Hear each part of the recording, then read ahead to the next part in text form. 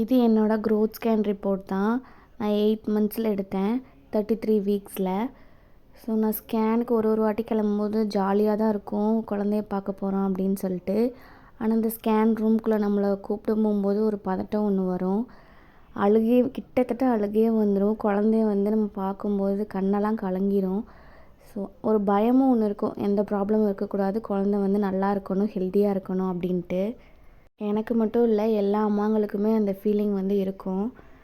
So என்னோடய baby இந்த ஸ்கேனில் என்ன சொல்லியிருந்தாங்கன்னா, ப்ரெசன்டேஷன் செஃபாலிக் ப்ரெசன்டேஷன் சொல்லியிருந்தாங்க. ஸோ தலை திரும்பிடுச்சு அப்படின்னு சொல்லியிருந்தாங்க. ஸோ அந்த டைமுக்கு உள்ள ப்ராப்பரான பொசிஷனுக்கு வந்துருச்சு அப்படின்றனால எனக்கு ரொம்ப ஹாப்பி. அண்ட் போஸ்டீரியர் கிரேட் 3 கொடுத்துருந்தாங்க.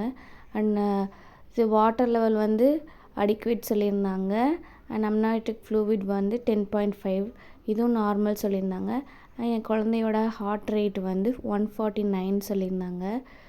ஸோ இது எல்லாமே நார்மல் தான் அப்படின்னு சொல்லியிருந்தாங்க. அப்புறம் பார்த்திங்கன்னா நிறையா கொடுத்துருந்தாங்க. பேபியோட ஹெட் லென்த்து அந்த மாதிரி எல்லாத்தையுமே மெஷர்மெண்ட் கொடுத்துருந்தாங்க.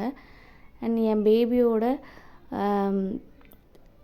கரெக்டான டேஸ் பார்த்திங்கன்னா 33 வீக்ஸ் அண்ட் 5 days. அதில் செஃபாலிக் ப்ரெசன்டேஷனில் இருக்குது அப்படின்னு சொல்லியிருக்காங்க. ஸோ ஆஸ் பர் எல்எம்பி இதுக்கு கரெக்டான பொசிஷனில் இருக்குதுன்னு சொல்லியிருக்காங்க. என் குழந்த 2 kgs அண்ட் 105 grams இருந்துச்சு. ஸோ அந்த டைமுக்குள்ளே கரெக்டான வெயிட்டில் குழந்த இருக்குது. ஸோ நார்மல் க்ரோத் ப்ரொஃபைல் தான் அப்படின்னு சொல்லிட்டு ரிப்போர்ட்டில் கொடுத்துருந்தாங்க.